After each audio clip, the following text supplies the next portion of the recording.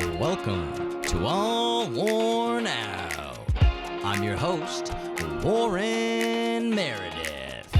On the show today, it's my buddy, Kannan Pagalam. Kannan's a real estate agent in the Ottawa area and a massive music fan with some amazing rock and roll stories.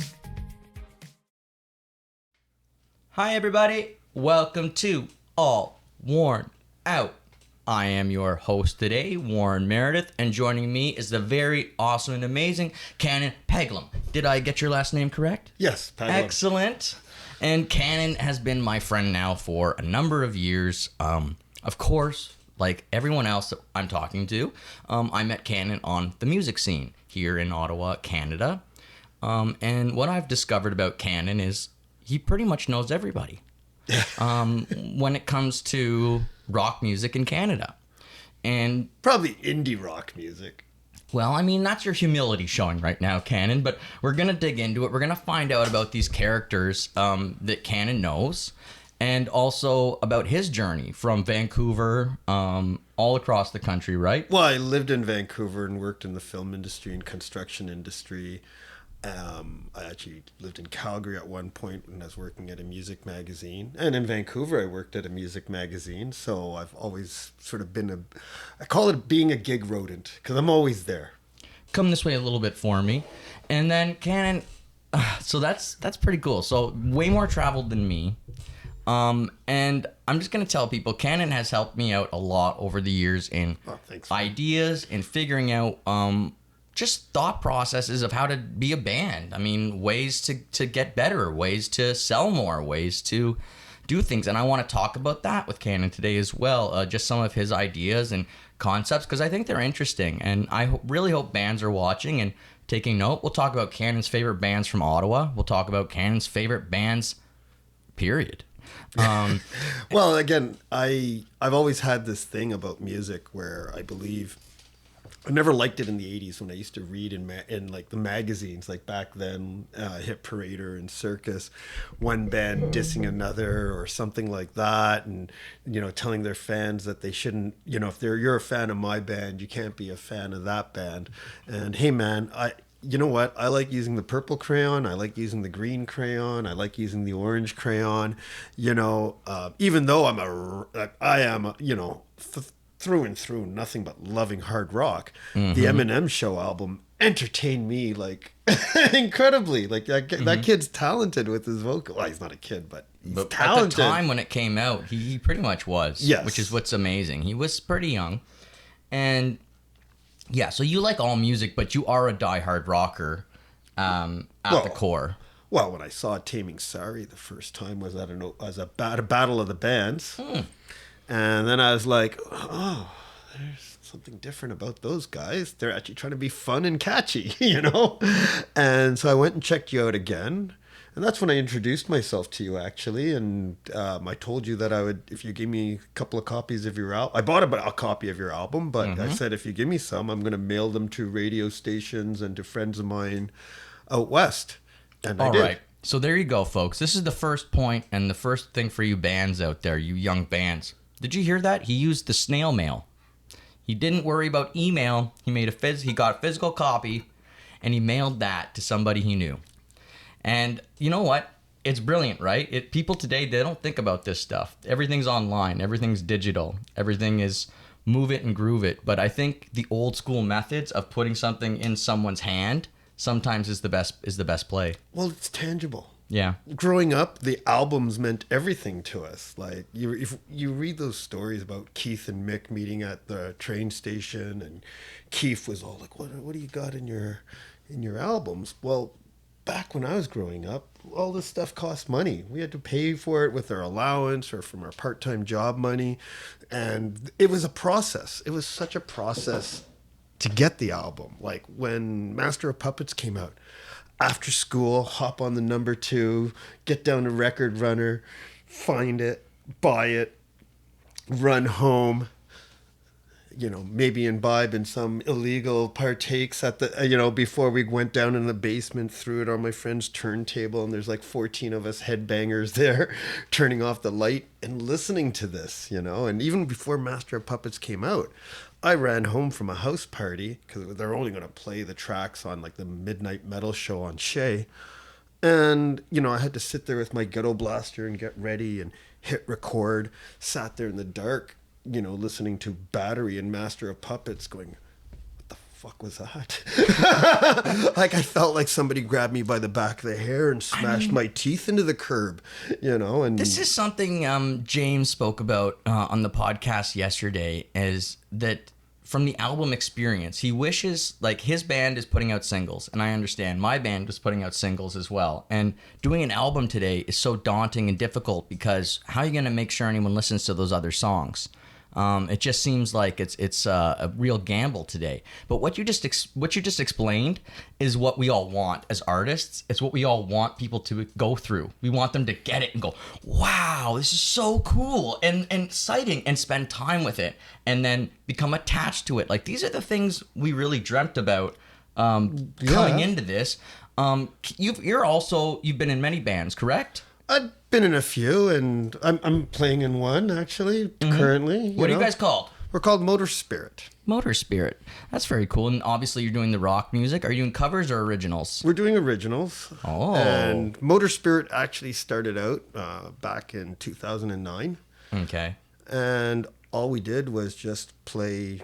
We didn't have a singer, so we just played these riffs, shortened them down, tried to keep it snappy and catchy. We had a 20-minute set and a 30-minute set, and all we did was show up at open mics and play.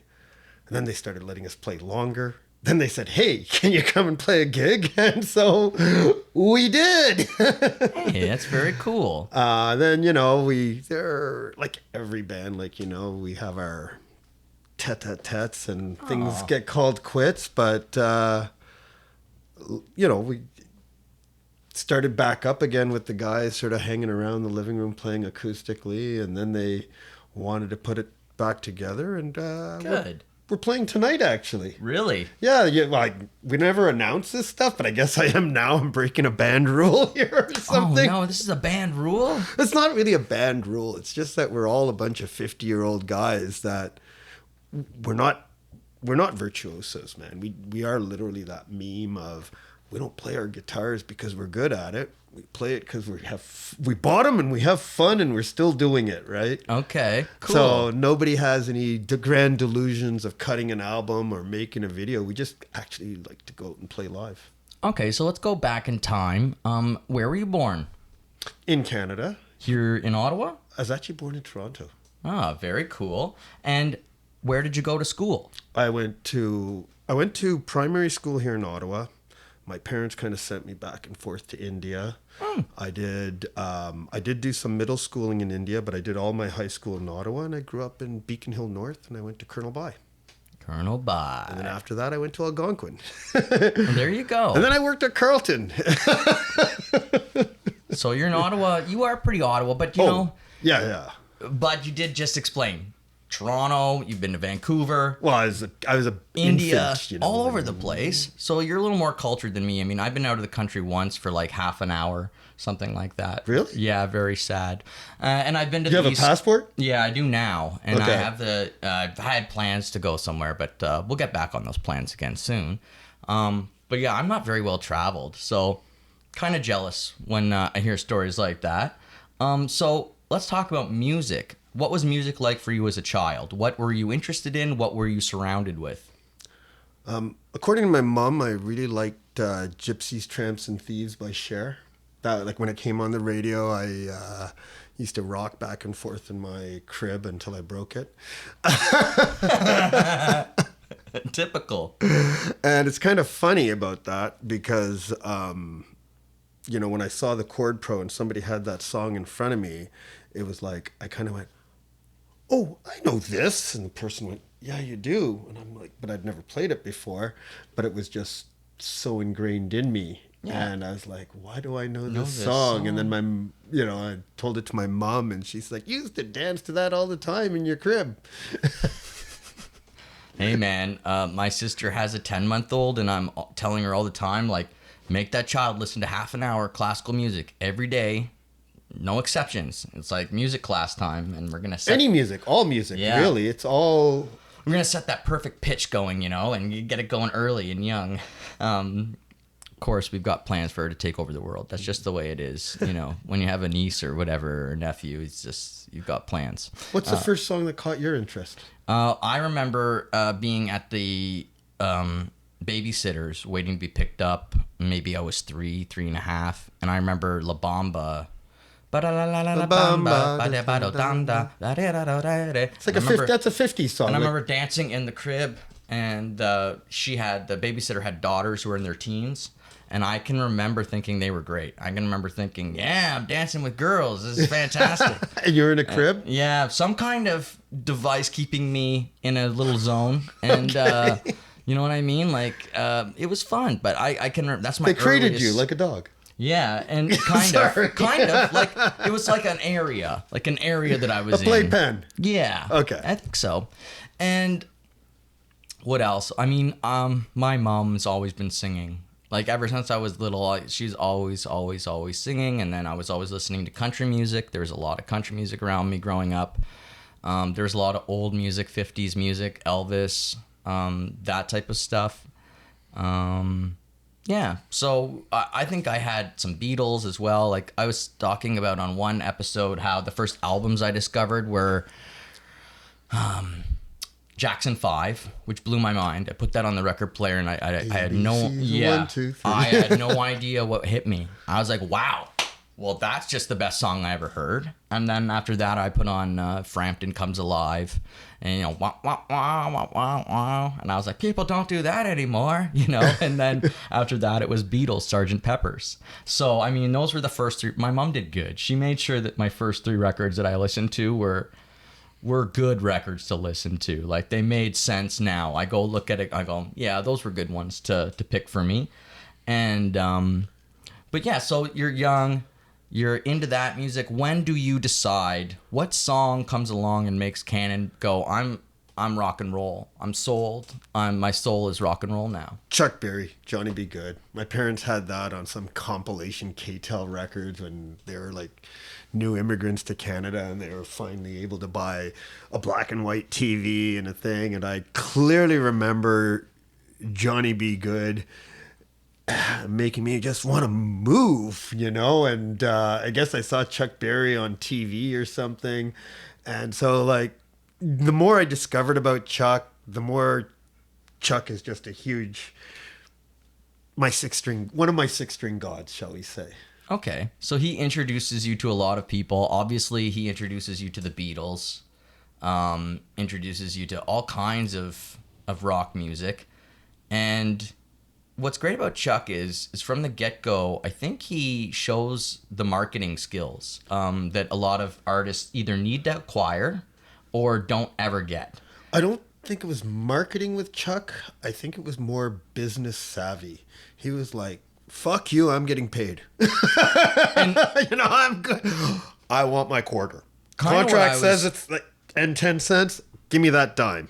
I ain't going on stage till I get my dime. Nothing wrong with that. That's a cool thing. I like artists like that.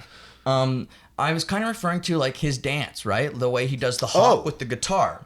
And he kind of was figuring out things like this, like that other artists did as well at the time and before, but it's just like really good artists, they get it. Like, they know how to do these trademark things. Well, Chuck said it was an accident because he did that to distract from the fact that his suit was wrinkly, right? And it became part of his trademark. I mean, I'm sure somewhere Michael Jackson saw that and said, when he made the moonwalk, he went, okay, I got to use that, kind of like the way Chuck did it. Like, there's a pacing to a song or to an album, to a show. Yep. You hit the stage for 40 minutes, you're like, okay, you can't come out of the gate completely running, but you still got to come out strong. Yes. It's a lot like sports. It's a lot like coming out for a hockey game. I mean, you want to start strong, but if you don't have gas in the tank for the end of the game, I mean, you're going to look horrible because everyone remembers the beginning and the end. True. And no matter what, this is true performing artists. People always remember the beginning and the end. In the middle, if it's good, they'll really remember you. But if it's not great, they're still going to cling to that beginning and end. It's kind of interesting how it works. Well, I mean, that's what I love about live music. That's why I'm a gig rodent. That's why I go. That's how I met you. That's how I met a lot of artists, because there are just those magic moments. I mean, music can take you back to those places, but when it comes to live music, you were either there or you weren't. You know, for example, I mean, one artist, from the first time I saw them play to the last time I saw them play, that actually decades had spanned, and it was the weirdest experience in my life. Well, I mean, it was a great experience. It was actually seeing the Little Jagged Pill tour. Alanis's first gig on that album was at Zaphod Beeblebrox. You know, it had the who's who of the Canadian music industry. Like, I was like, what's going on here? It's 4 p.m. And I was having a couple of wobbly pops. I watched Alanis play her heart out. Had a beer with her, actually, and I wished her luck. Like, good luck, you're in the rock and roll lottery. I hope you make $1 million. 3 months later, I'm stocking a magazine rack, but and you know, she's on the cover of both Spin and Rolling Stone. But then I saw her at Blues Fest 2 years back. Mm-hmm. And I was like, and I hadn't seen Alanis play. I mean, obviously I'd seen the videos and there's live footage and everything that she's gone through, from acting to .com success and everything. And seeing her at Blues Fest, and I was mentioning that to the people I was with, like, you know, the last time I saw Alanis, and everybody's like, oh, was it exactly the same? And I went, no, it was so 180 degree different, because, and you know this, because I see you do this, you hit the stage and you're like, please like this, please like this. You're like giving it all, and you're like, I hope you people like this. I hope you people like this. And that's how I saw Alanis play. Mm-hmm. And then when I saw her last time, it was like, well, there's 40,000 people singing along with me. I mean, it was... It is a different game. It is. Well, she nailed every note, but, you know, she could have pulled a Vince Neil and made the audience sing. You know, but she didn't. And she's still excellent, and she still has her pipes like Shania does, and they're not as good as they were when they're kids, but that doesn't matter. They're still great, and they matured, and they found their voice, and it kept going, and still works for them. It's not like Bon Jovi, where, gosh, it hurts to hear the way that went at some of those live shows. That really hurts me, because I know he didn't enjoy that. I know he didn't come off the stage going, wow, that's great. I watched the documentary recently. I mean, I think we all have to give in to the age of time. Yep. I can't jump as high as I used to. I can't run as fast as I used to.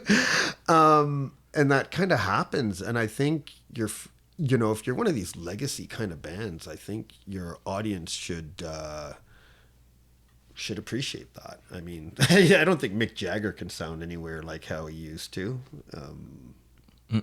But he still has that rhythm. He still has that groove. Oh, he still dances his ass off on stage. Has it. He still has it. It's just he can't do it at the same energy level. Things have kind of changed, that's all.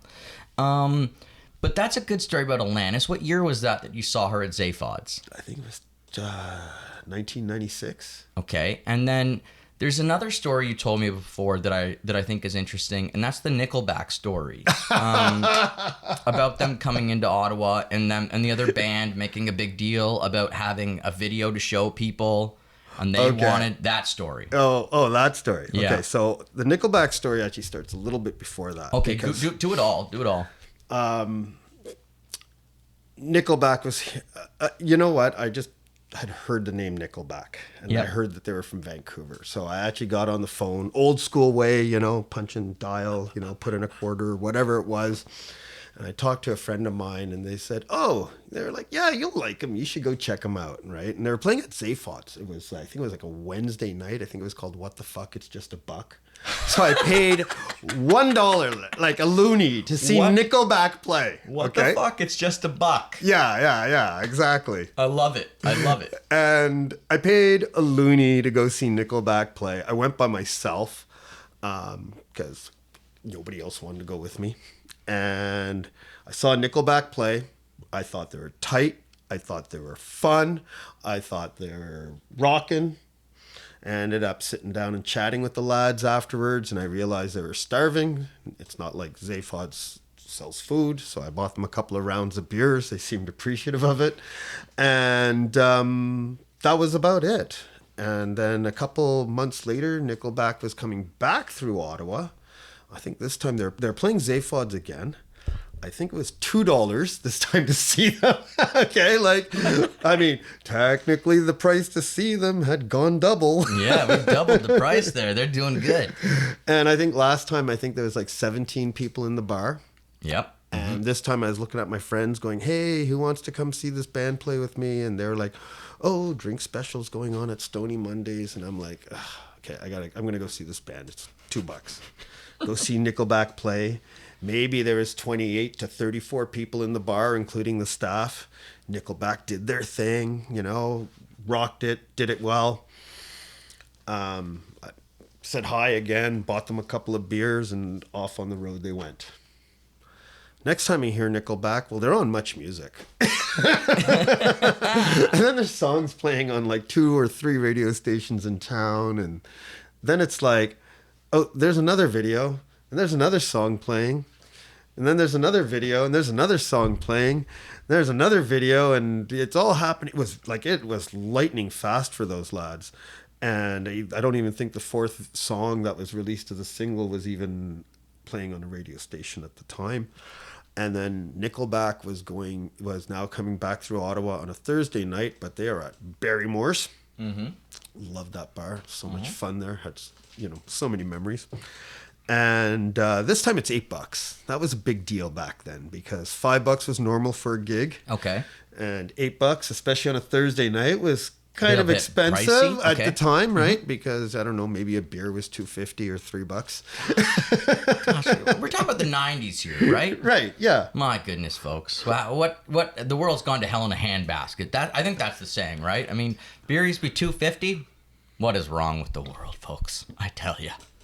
Anyways, being $8 at $8 a ticket. Being one of those gig rodents, I kind of just like walk into the bar or whatever. I'm there in sound check or like I'm just around and and I'm actually watching the opening band and Nickelback arguing about who's going to headline on a Thursday night. Mm-hmm. Mm-hmm. And the argument happened, right? It's exactly what you just said.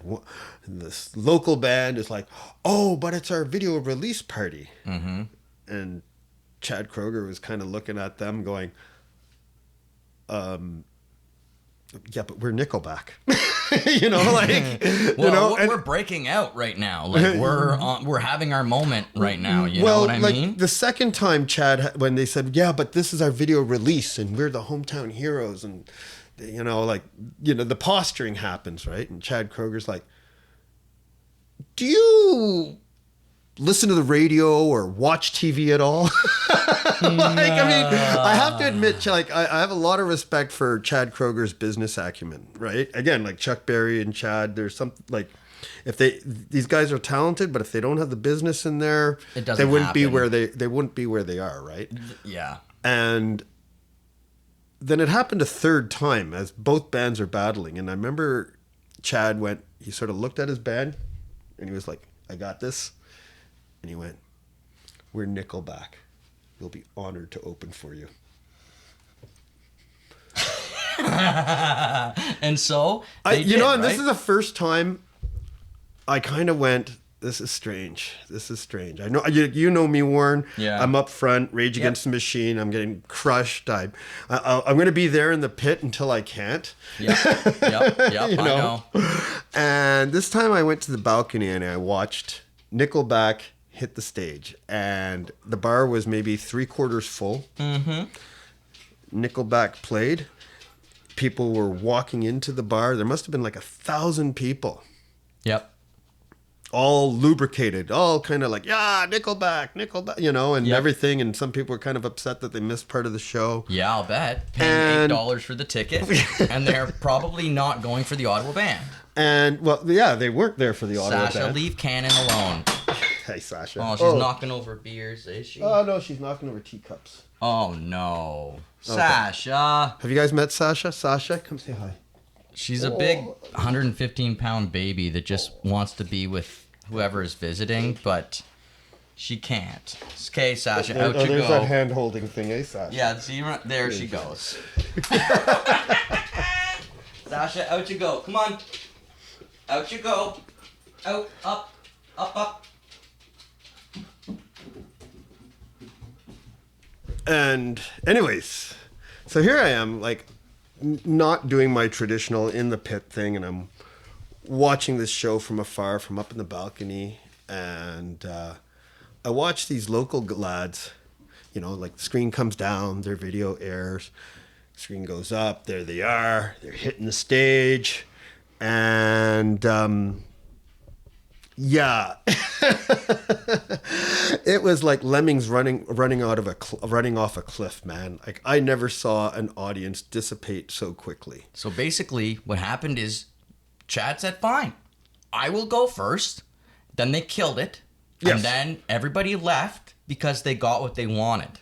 Right. They weren't there for the Ottawa band. And that's all Chad was trying to tell them was we've traveled here from Alberta or wherever they were from, right? Like, because they weren't from Ontario. Well, they're originally from Alberta. They moved to Vancouver to kind of make it like, you know, like Loverboy. Yep. And, you know, I think there was a guy named Clyde Hill that helped them out with their first album. And I'd actually worked with Clyde a few times when I was out in Vancouver. And, you know, when I was in Vancouver, I remember Nickelback was playing the stadium. I'm hanging around this jam room where I'm like, you know, slamming on my guitar. And everybody's like taking a break, smoking a doobie, having a beer. And they're like, Nickelback's playing, right? And like each one of these guys, these musicians, they're like, oh, they used to open for us. Oh, they used to open for us. Oh, they used to open for us. And I was sitting there thinking to myself, and it's true, like Nickelback opened for everybody. They've opened for the Barstool Prophets here in Ottawa. They didn't care. They didn't care if it was a punk gig, if it was a rap gig. We will just take our 30 minutes or 40 minutes and we'll do our Nickelback thing. Mm-hmm. And I remember I looked at everybody sitting around that table and I'm like, no, that's funny. So you've opened Chad Kroeger opened for your band many times, and I go, and he's playing a sold out stadium, and he didn't call you up and say, hey man, do you want to come and open for us for like $500 or $1,000 because he can afford it? Yeah. But I know Metallica's kind of always had that thing, you know. They've had Raven come back and open for them because when they first started out, when they had Kill 'Em All, Raven was the headlining band that they opened for. Okay. You know. Yeah, and they're paying up, and they're being cool. They're helping someone out, and gosh, every band needs that. Every band who's working hard needs another band to give them a step up. It's a part of the process. Well, there's all those strange relationships in music. Like, I don't like the Blaze Bayley albums with Iron Maiden. No offense. Nothing against any of the lads in Iron Maiden or anything like that. But Blaze Bayley actually played in a band that opened for Iron Maiden. Like, there was a connection. So he sort of, the reins are sort of handed off to him. And Glenn Hughes is the guy that's kind of been around like Deep Purple and all these other bands. Like there's these neat connections, and I like the stories behind the bands too. That's why I like meeting some of these guys. I believe what John Lennon said when he said, "Don't aspire to meet your heroes because they'll disappoint you." Yeah. But I do love the road stories. I mean, that thing about the heroes, it's 50-50. I've met heroes. I've met several of my heroes at different times, and some of them were absolutely fantastic. Some of them were over the moon, exactly what I'd hoped for. And some of them are not having the best day. Some of them had something else on their mind. Some of them didn't have that moment, that time, that piece to give. And I understand that. Because sometimes as an artist, I get approached and I have nothing but love to give. And sometimes I get approached and I am dead inside and I don't know how I'm trying to always be kind and loving and grateful and humble. But still, some days you still don't feel the best and you still have to reach deep. And I'm sure like for these celebrities on that level, you know, to always be open and have that part of you to give must be difficult. Well, Bruce Dickinson, I mean, I remember reading in quotes about him where he sat there and he said, you know, he doesn't mind signing autographs and stuff, but he said, when I'm eating, don't approach me. I just want to eat my meal in peace. It's a big one for most celebrities, that they would really appreciate people to leave them alone when they're eating. And I get it, because, you know, you're eating and there's food in your mouth. Well, apparently you know? Ozzy once got asked for an autograph while sitting on the can. Oh, I don't doubt that. Somebody was handing like a piece of paper and a scripto underneath the stall. I like that video that's on wherever, YouTube, Facebook, wherever, and it's Dave Grohl, and he's being asked by a group of people for an autograph. They're like shoving stuff out in his face. Right. And he's going, for the third time, I don't sign autographs anymore. And he's like telling them over and over again. And he's like, I'll do a picture with you. You know, like, and they're like, no, like just shoving it in his face. And he's like, I don't do autographs anymore. And, it, you know, it's just, it's one of those things. Some people. Well, I'm sure his guitar playing hand gets sore if he's got to do that to 50 times. And also, your autograph becomes worthless. That's the other thing. I mean, if you want your autograph to have value one day, don't sign everything, because then everybody has one. So if you kind of pick and choose what you're signing, I think it's like you can do charities that way, you can do special events that way, and like your autograph means a little bit more. So and also we can tell people to buzz off, you know. I don't suggest that. I mean, in the hockey world, right, or the sports world, they're like line people up, you know. They line them all up, and then they just get these guys, and they're just like, the next one, and then they do that. And I remember, where did I see that? Canadian Idol, like years ago, their special show that they did at the NAC for their 3 finalists or whatever. And they did that where they had them with the lineup and you could go get your picture and get things signed. And I was saying this to James yesterday. I was saying one of the things I love about The Damn Truth is about bands in general that I've noticed is you can tell if a band knows how to treat their fans or if they don't. And it's like now I can see this very easily. And it's like before I didn't really see it. It's you're kind of in the moment and you're like, you finish that gig, you're tired, and there's people like, I want to go home, I'm exhausted, I've done this, I've done that, or I'm drunk, or the girlfriend wants to go. None of that matters. If you're in a band, you got to stay and take care of your people. Well, it does become work. After a show, I believe every band should be out there trying to hawk their merchandise. They should be... That's the exact time they should be there for their fans. That's my belief. I mean, that's how I've met some bands, or in green rooms or backstage, or the fact that, you know, everybody recognizes the lead singer, but I'll actually know who everybody in the band is. So I'll be like, oh, you're the bass player. Yeah, okay, nice work, or something, right? And, you know, so there does come a point when you get to that next level. I remember when I'm hanging out with one of my, you know, more famous friends, shall we say, and they've gotten to that next level, and I'm hanging out, and I'm like, yeah, we're going for beer and pizza or tacos after the gig, or what do you want to do? And they're like, oh, dude, we're gonna be stuck doing press, and then we we have to sign autographs and then do press, like it's work. And I'm like, yeah, okay, go do your work, go there. And then they're like, can you wait like an hour and a half or something? And I'm like, yeah, I guess. You know, it is what it is going to be, right? Like, yeah, I mean, getting someone to sell your merch, I mean, you can pay somebody, right? But that sucks. I mean, that just cuts into your merch profit. You're out of... There's so many band levels at that bar level. I think the fans would rather buy the T-shirt off the band member, or buy the CD, or even if it's a sticker or a button, they'll sit there and you know, I don't know, get that personal connection. It's a trophy from the gig. It's like I said, I never had more feelings of hope inside than when I watched Crownlands sell out of vinyls. I was selling merch right beside them. Okay. And well, actually, our friends from Goodnight Sunrise, she's so smart. Vanessa, she set it up right beside them. So she asked them, if I help you set up, can I set my merch right beside your merch? And they're like, yeah. So she helped sell their shirts. She helped sell their merchandise. And in return, she got the prime space right beside them. And so then I parked in beside her. I'm like, okay. And then, because they're very good people, Goodnight Sunrise, check them out. They're a cool band.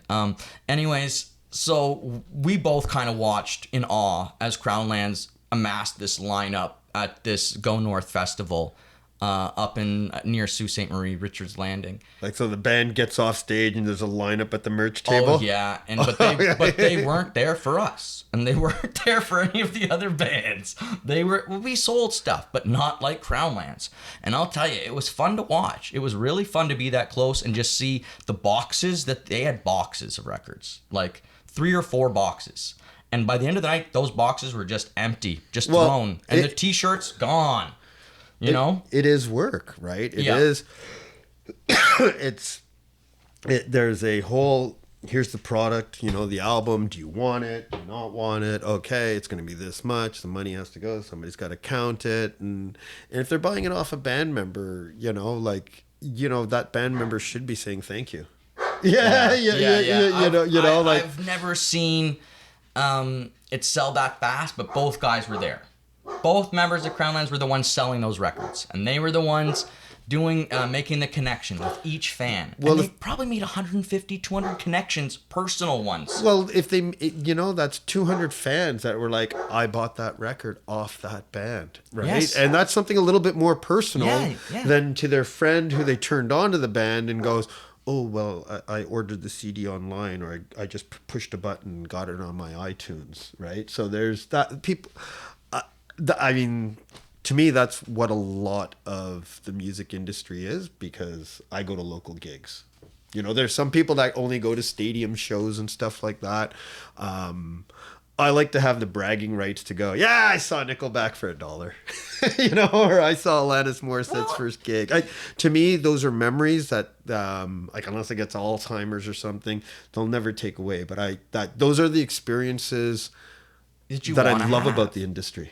I think also it like, you got to watch the bands move and progress, and I think what you did was you kind of noticed what made bands move forward, what made artists advance, what were the good things about them. You kind of saw it in progress and saw these people rising up. So I think it was worthwhile to take a look at it.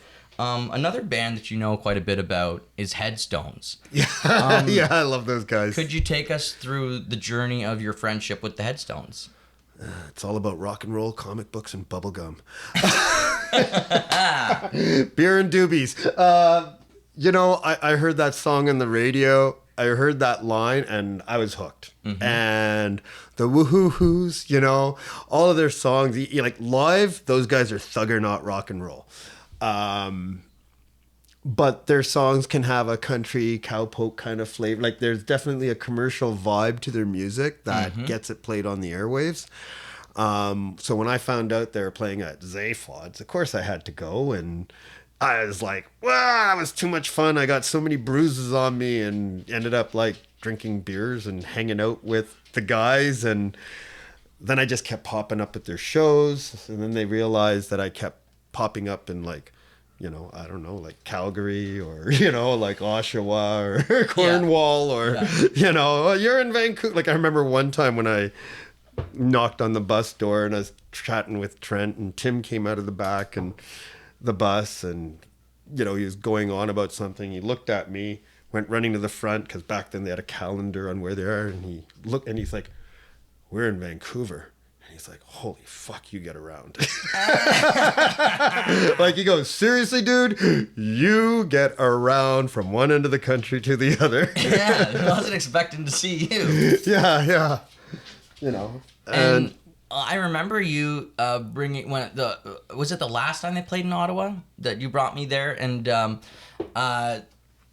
went up to the front of the stage, and there was a bunch of regulars, I guess you would say, or super fans. And you were kind of pointing them out and saying, see this group of 20, 40 people? They go to every single show. Well, and they're always here. There's always I have friends from in the pit. That's where I know them. That's where I've met them. You know, and so there's already a bond for the music we like. Heck, I got invited to a wedding this year because of, there were people that I met in the pit. It was a great wedding. It was a great wedding. You played it. I was at the wedding too. It was a good wedding. It was a lot of fun. Laura and Alex. Oh yeah. Yeah. And they're like absolutely sweet people. I mean, like, so you make that other connection, and it was kind of weird because going to their wedding, I was like, oh wow, I feel like I'm their parents' age. But you know, again, at the wedding, they invited so many other Taming Sorry fans, and there we were, you know, 2 tables full of people who had this connection of music. And I'm glad they put us upstairs because we were separate from the other group. Like there was like family and close friends, and then Taming Sorry crew. And so I'm glad they put us upstairs. They kind of put the separate tables up there. They're like, okay, we'll keep these hooligans safely tucked away up here. yeah, well, you know, We're back. well, Mig's a fun one, right? Mig got in trouble. Mig got in trouble for drinking a beer in the parking lot. But I mean, I think that's the thing about Mig that everyone in our band fell in love with was his je ne sais quoi. His I don't give a fuck level is really... He's Taming Sorry's Izzy Stradlin. Yeah, there's a lot of specialness about him. And I always tell people, like, when we are in Toronto or wherever and we're in Montreal, we're looking for a place to eat. We're looking for a place to have a beer, pre-show or whatever it might be. We'll go into the venue, and the second we walk in, he'll go, pas d'ambiance ici. C'est pas bien. Pas d'ambiance. Horrible. No. And there's nothing wrong with the place to me. I'm looking around, it's a bar. And he's like, no, the ambience is horrible. There's no character here. It's just a horrible, horrible feeling. And so out we go until we find a place that has the right feng shui for him. And most of the time, like the venue that has like the best feng shui will have like, they'll sell oysters. There's certain things on the menu that they sell that he just likes that are like high quality. Like he likes those like shrimp around the cocktail, shrimp cocktail. Cocktails? Oh yeah, I like that, and all these little fancy pants things, and Okay. whatever. It's great. That's why we like having him around. He's a personality. He's a lot of fun, and I think every band has people like that. We're all characters. I mean, I think the band would say that I'm probably the weirdest out of everybody. I mean, if you ask them, but I don't think I'm the weirdest, but they think I am. You know, so. Well, it takes that collection. Like there's always one wiggy guy in the band. Like if you're gonna have a group of guys hanging out or a group of musicians, you know, there's 5 guys just can't hang out in a room without one of them always being the butt end of the jokes. He's still a comrade, okay, Yeah. but Yeah, they do like to make fun of me. Everybody in the band's allowed to pick on him, but the moment a fan does, it's like, hey, fuck you. You know? Yeah, no, that's our job. Oh, well, I mean, gosh, I've seen. Oh, you're talking about with the headstones. What's his name? Hugh? Exactly. Dylan, Mr. Yeah, Dylan. Yeah, whenever he's rocking that stage, his crowd control is top level. Like out of a lot of frontmen and frontwomen that I've seen, he's very good at. You weren't there in the early days. Was he bad?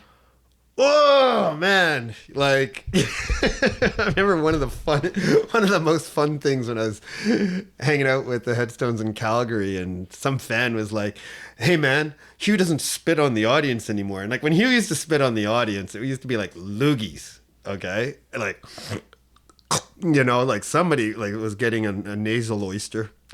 Okay. No, good. And it was really funny because like seeing Hugh at that interview, and he's like, well, they're like, why don't you do that anymore?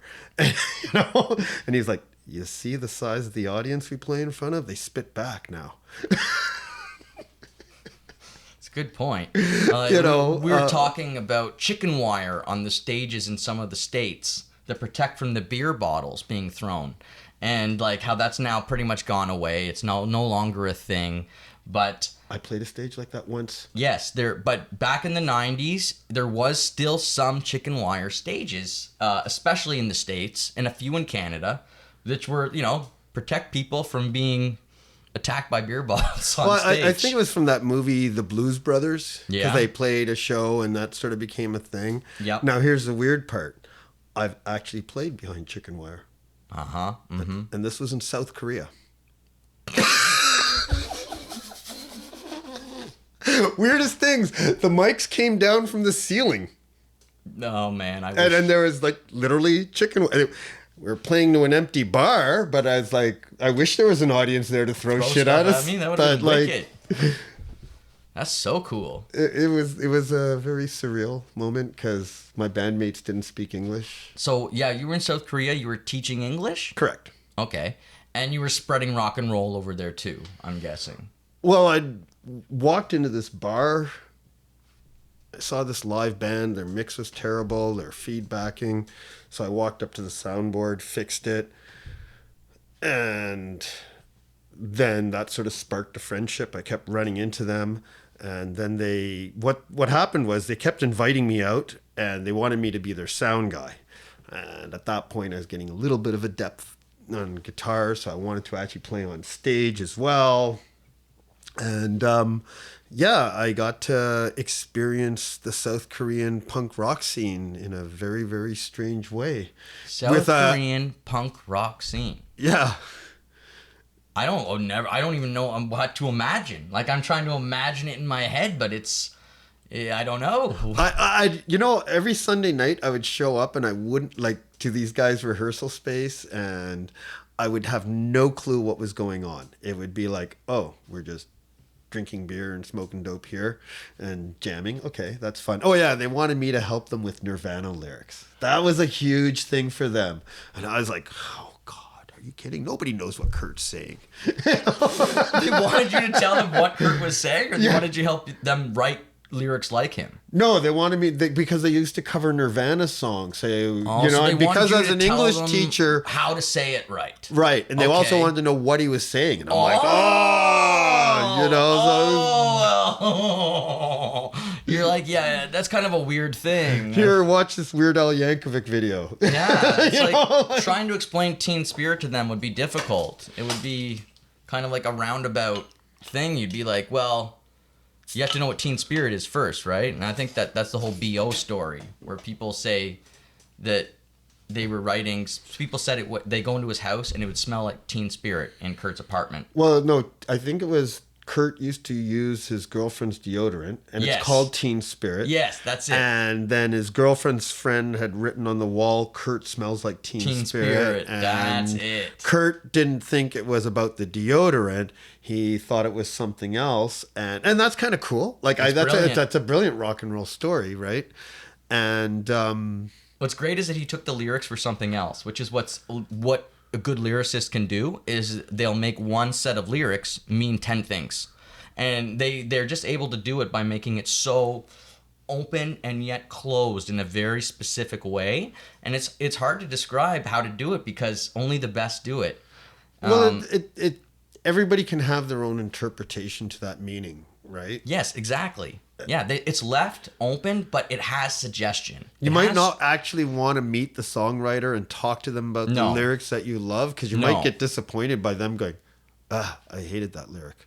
Or you might find out they're so flippant about it, and yet it means so much to you. So, just enjoy the music for what it is. Yeah, you might find out that it wasn't about what you thought at all. But I have had people come up to me and say like, oh, me and my girlfriend, we have sex to your song, and like it's so great. You have people say that to you? Yeah, I've had a couple people tell me that like we shagged to Gone Runaway, and we shagged to this song. And you tell them to make a porn and you can use the soundtrack? I don't. I feel incredibly awkward, and I look at them and I just go, oh, that's great. I'm happy for you. And what you else? Don't ask for proof? No, I don't. And I was saying yesterday, like, I have at Blues Fest, I did sign one nipple, and it was, a little bit almost traumatizing for me, just because I haven't been in that situation. Like, are you scared of nipples, Warren? Well, a little bit, Are you? I mean, just... Do you want to sign mine? But yeah, back to Kannan, and away from the nipples, just because they're sensitive. They are. Mine are. Let's talk about some of your favorites from the Ottawa area. Okay. I know Steve Creep is from Montreal, but he's an artist that you kind of put me on to. Who else? Steve, he's got a song, I think it's called Black Denim or Black Leather, that he hasn't released yet. But man, like that earwormed into my head, and I love it, and I can't wait till he puts that song out. Steve is a tremendous guitar player. Okay. His right hand is like James Hetfield. I was like, oh, now I gotta go home and practice. Inspiration. And that's a band with very seasoned players. Like, they all I see how they create that vortex of energy, because like everybody holds their own in that band, like as a solid musician. Awesome. Yeah. And Will's their drummer. Yeah, Will plays in a few bands like Rude Mood. Yep, and we played your birthday party with Rude Mood. Correct. Very cool people. There was a lot of people at that show. That was a great night. I actually saw Rude Mood 3 birthdays in a row. Oh, that's sweet. They're very cool. Definitely check them out. Who else do we got? Oh yeah, I wanted to ask you. What about Passenger Princess? Oh yeah, Corey's band. I don't know all the bands. Every member of the band. They're young. They're fun. Mm-hmm. I can't sit there and say I am 100% into their music or whatever, but I know the kids are. Their age group are, and I love that energy. I mean, that's why I like going and seeing them play. Mm-hmm. And you don't see too many girls in like the hard rock genre, right? So that's really cool. I don't know the singer's name, but they definitely have their own little thing happening. They got their own fans. Mm-hmm. And you're noticing it, so definitely check them out if you're watching. Yeah, definitely. I also got Rock and Engine down here. I believe. Oh yeah, Rock, Steve's band. Yeah, I believe you've been friends with them for a long time, as I have as well. Yeah, well, actually, I've known JP since I was like 15 or 16. We probably used to smoke hash behind the Max Milk in high school. We're gonna have JP on the podcast too, so we're gonna. And JP's been all around. Actually, after that birthday party, he partied with us right till the dawn, man. The guy's legendary. Bet he did. And he's a really good drywaller too. Super nice. I've always enjoyed my conversations with him. So, and then of course, I mean, I gotta say, you helped Taming Sorry out a lot and gave us a lot of confidence and gave us some cool shows to play. Well, you guys are purposely trying to play catchy music. I like that. Like, I mean, back in I know like that jam room that I used to hang around with all the punk rock musicians, they'd have been like, ew, you're money rock. And I'm like, oh, what the hell, man? Please give me the money. you guys like drinking pill or, Lucky Beer all the time and like barely, and everybody trying to like, don't you want an abundance of fun? I don't get that, but that's what I like about you guys. You guys definitely have a cohesive look, a cohesive sound. There's a package. My friends in Vancouver, Vancouver's like the center of the film industry here in Canada. I worked in the film industry. And so my friends in Vancouver have a complete different view of you lads in Taming Sorry, because they're kind of like, hey man, all of their videos, like there's one that's like a Western, one that's kind of like Wicker Man, and one that's like a pirate, like, Pirates of the Caribbean. So they're actually relating you guys to like a movie band, like, like all your videos. So like they're kind of like expecting you to make a sci-fi video next, right? Like there was like that 70s roller rink one you did. So they see it is sci-fi plan, but it is. That's interesting. So like, they've talked to me about it. You guys haven't gone out there and played. No, I want to. I haven't told them you have a second album out, and like, I want to mail it out to them. But that's their perception of your band. That's cool. I mean, I love making the videos. I love making the song, and then the video starts to form in my head automatically, And I've been very lucky that my bandmates were like always very much so encouraging towards me and my crazy ideas. I mean, sometimes they have to rein me in. Like, I remember after Wake Up Boy, I had some wild ideas for the next one. And I was like, you see that helicopter that's always going by here every day? Oh, helicopters are expensive, man. I'm like, you see that helicopter? We're getting it. And we're going to do like a spy chase, and it's going to be great. The helicopter is going to come down. And they're like, Warren, it's not going to happen. You're going to blow like 28 grand right to your helicopter. Happen. And I remember going to them saying one time, like, we're going to do a rollerblading video, but I want it to be like these girls, and like they're going to war, and it's going to be a roller derby, and it's going to be vicious.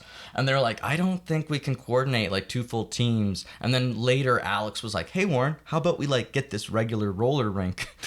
and just like have a roller skating video, but not, you know, an all-out war with like 50 extras, and I was, you know, that are all doing battle, and I was like, okay, I guess so.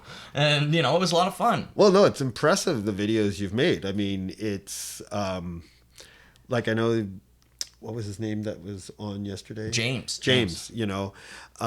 James and I are definitely a different age. I mean, James is actually, I saw him play like when he was a high school kid, and I'm like, watching him in Marin, and I'm like, wow, that's like, there's real talent there. I like real young, raw talent. Excellent. And, you know, his view on making videos, well, you didn't grow up with MTV. That's what I was trying to get. You didn't grow up with much music. I was there. Yeah. I was in Potsdam, New York, and I watched MTV come on air. Did you hear me explaining pop-up video to him? Yeah. I saw the end of it. I didn't live it the same way as you did. I caught the end of it, and a little bit before, because like, you know, Avril Lavigne and Nickelback, they did get to enjoy like a little bit of that era, and you know, same with Headstones, they got to enjoy some of that. It's like, no, but like the early days was different because know, we used to run home on Thursdays for the Pepsi Power Hour. Teacher. That's what I was explaining about the science teacher that just came home from school and flung himself on the couch and threw off his tie, and the first thing he did was put on Much Music reruns. Like as soon as he got home, you know? Well, I mean, like Moist. Yeah. They got made because of Much Music. There That you one go. little video done on one camera shoot and everything like that, and that was sort of done with stolen film. And hey, know? That's my connection to music, which is really funny to me because I did not sing at all. I never sang. I graduated college before I sang. Well, not like like trying, you know. And when I was in college, I went to the observatory at Algonquin College. I'm sure a lot of you watching have been there. And it was like rock star karaoke. So that's cool. And someone came up and said, well, that's Moist on stage. They just don't have David Usher. It's Moist, and they're making money. They're out as band making money. And I'll tell you what, Canadians out there, bands, a lot of them have to find other ways to make money. It's just the way it is. Well, sometimes they're a tragically hip cover band on a Thursday night. Yep. And then Friday night they're playing the same bar, but they're playing their own original music. Yep. Right? And they might get paid more for being the tragically hip cover band. Right? So I always tell people all the time, don't put more than try not to mix gingers. Okay, I know every group of friends, all of you, 10 people, you might have a ginger friend. Don't add any more. Why? We don't like each other. We really don't get along. So I was at this table with my buddies in college, and there's this one ginger there, and he's in a theater program, and he's very outgoing, very funny. And so am I, folks, okay? So I didn't really get along with him. Were you jealous of his freckles? I was horribly jealous of him, and horribly. And like, I felt like his hair was redder than mine. So, I mean, that's very upsetting, you know? Because as I'm telling you, we get used to groups of people, like 10 people, and like, they're our crew. And then if some other ginger comes along, it's like, get out of here. You know what I mean? No, So, I know. You're now making me want to do a social experiment. Oh yeah, well, I am a social experiment. There's no denying that. You're going to be wary now of any invites I send you, right? You're going to be like, who else is coming? I'm half kidding. But seriously, I was jealous of Garrett. You know I was, Garrett. I love you. Anyway, so we're there, and he's picking out a song, and he goes up and he kills it. And I'm like, damn it, I have to sing too. So I went and I wrote down, like, very Seinfeld, very Newman-esque, like, damn, I have to now. Now I have no choice. So don't stop believing. Whoa. So up I go on stage, and Moist... Like, if you got a good audience, they'll sing it along with you. Right? And so the Moist guy looks at me, the guitarist, and he says, man, are you a good singer? And I was like, I don't know, I'll never sing. He's like, well, this is a really hard song. He's like, do you want us to try something else? He's like, maybe, you know, I don't know, something else. This is hard. And I was like, no, I'm drunk, and this is what I picked. And I'm trying to prove this other ginger that I'm the cool ginger. So away we go. And afterwards, he's like, you fucking nailed it. And I was like, really? And he's like, yeah. He's like, you shouldn't have done that good. And I was like, why shouldn't you have done that good? I don't know. He just thought I shouldn't have done that good. And I was like, okay, fair enough. That's his opinion. Right? Well, I'll tell you something. I get off stage a lot and people will say, oh, I didn't expect that voice to come out of such a small man. And I'll be like, what? I'm not that tiny. I know I'm, they'll be like, oh, well, I just didn't. Well, I mean, I think that kind of happens to a lot of artists on stage. Like Prince was never known to be big. Yeah, it's like, look at Dio. Dio Yeah, is well, so, I'll tell you exactly where I was going to go. Was actually Ronnie G. They're tiny. Like, anyways, so that's, people will often say that. And it's like, well, it doesn't really have anything to do with it, but I get what you're saying. But I digress. Kannan, we have pretty much done it. We are at the end of the episode. Wow. Okay. I want to say thank you so much to Kannan Pagalam. Thank you for having me. I mean, it was fun talking about the bands I love. I mean, there's a lot more. I mean, there's so much music out there. Yeah. We could go on for another hour easily. Has it been an hour? Yeah. Oh yeah. Oh wow. Yeah, we could go on another hour, no problemo. But the thing is we've had fun, and I'm keeping everything now to about an hour, because I found like an hour and a half was it's a bit long.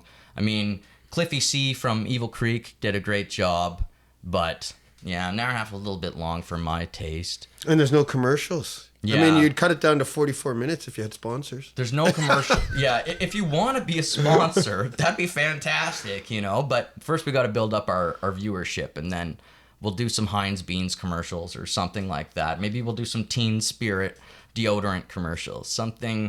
Something good. Well, that band Cinderella, actually, they got paid to do a hot dog commercial. We could get Matt Spag to come on, and he's got some great... Actually, Matt Spag, sort of the band that he cut his teeth on, the Big Jesus Truck from Ottawa. I mean, that is one of the hardest working bands, like back in the day. And my God, those guys put on a phenomenal show. Like when it's Kill Drums, Spag, Tom, and Slim, those four lads, like, just kill it. Like, so many people I know have said, oh, I've heard of them because their posters used to be all over town in the 90s. And I'm like, yeah, but have you ever gone and seen them play? And they're like, no. I'm like, oh, you should. And yeah, if those guys... Big Jesus Truck, always good to me. Gave my band Ginger Fox many moons ago. I didn't know you played with them. Yeah, okay, then you're privy to their... Back to 2015, 2016, I got to do back-to-back their Halloween shows, which pretty much was all they were doing at that time. Actually, the last time I saw them play was Halloween at the Brass Monkey. Yeah, it's sort of their annual event that they did for like 25 or 26 years in a row or something like that. Like it was, those guys have been really pounding it. Yeah, and those were great nights. I remember because good shows were hard to come by back then, so it was fantastic. Well, I used to sit there and say that all the time, man. If you got $8 to spend, go see the truck, like, because you just never saw four guys sweat that hard, and they were tight and they were fun, and it's exactly what rock and roll was. So what's the next big I know you collect CDs, or not CDs, you collect vinyl. What's the next big vinyl you want to get? I have this thing with getting first pressings lately, just because it's a piece of rock and roll history that I can touch and hold. So I'm not too sure. I've got a whole list of like first pressings. Like 1978 had some amazing records come out, from like the Ramones to Meatloaf's Bat Out of Hell. Hell yeah. Motorhead's debut album. Hell yeah. And I just mentioned Van Halen, like that like when Van Halen 1 came out, it was like the 80s arrived 2 years earlier. And I don't have a copy of Van Halen 1's first pressing, so that might be my next one to get. Ah, that's a good one. That's a good one. It all comes down to what I can find. I mean, things just come my way, or I don't know. It depends how much I've been drinking and looking at eBay. Cheers to that, Kannan. Thank you again, everybody. Thank you so much for joining me and Kannan here on All Worn Out. And we'll see you next time.